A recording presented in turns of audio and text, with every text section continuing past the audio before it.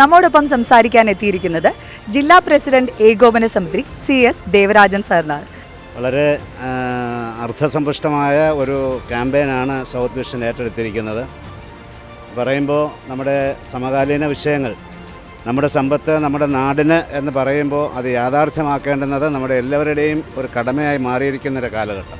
അതിൽ പ്രത്യേകിച്ച് പറയുമ്പോൾ നമ്മുടെ വ്യാപാര രംഗത്ത് പുതുതായി വന്നിട്ടുള്ള ചില വ്യാപാര സംസ്കാരങ്ങൾ, ഓൺലൈൻ വ്യാപാരമായാലും അതുപോലെ തന്നെ ആ തരത്തിലുള്ള ചെയിൻ ഷോപ്പിംഗ് അടക്കമുള്ള വ്യാപാരങ്ങൾ നമ്മുടെ സാധാരണക്കാരായിട്ടുള്ള വ്യാപാരികളുടെ യഥാർത്ഥത്തിലുള്ള അവരെ ജീവിതമാർഗമായി അവർ കണ്ടെത്തിയിട്ടുള്ള വ്യാപാരത്തെയാണ് ദോഷകരമായി ബാധിക്കുന്നത്.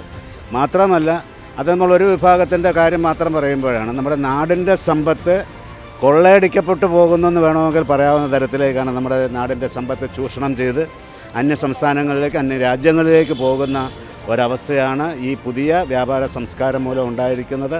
അതുകൊണ്ട് തന്നെ ഏതർത്ഥത്തിലും സൗത്ത് വിഷൻ ഏറ്റെടുത്തിരിക്കുന്ന ഈ ക്യാമ്പയിൻ വളരെ അർത്ഥസമ്പുഷ്ടവും കാലിക പ്രസക്തിയുമുള്ളതാണ്. അതിന് മുൻകൈയെടുക്കുന്ന സൗത്ത് വിഷനെയും അതിന് നേതൃത്വം നൽകുന്ന എല്ലാ പ്രതിഭാശാലികളെയും ആത്മാർത്ഥമായി കേരള വ്യാപാരി വ്യവസായി ഏകോപന സമിതി കൊല്ലം ജില്ലാ കമ്മിറ്റിക്ക് വേണ്ടിയും സംസ്ഥാന കമ്മിറ്റിക്ക് വേണ്ടി അഭിനന്ദിക്കുന്നു. ഈ ക്യാമ്പയിൻ വലിയൊരു പ്രയോജനപ്രദമായ ഒരു നടപടിയായി മാറട്ടെ.